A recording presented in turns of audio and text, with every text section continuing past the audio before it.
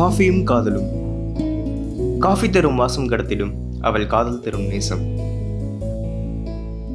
அவளை உள் நுகர்ந்தது போல் மனம் மகிழும் ஓர் தருணம். அவள் பாதத்தின் சுவடுகளில்தான் உயிருணர்த்தும் காதல் பிறக்கும்.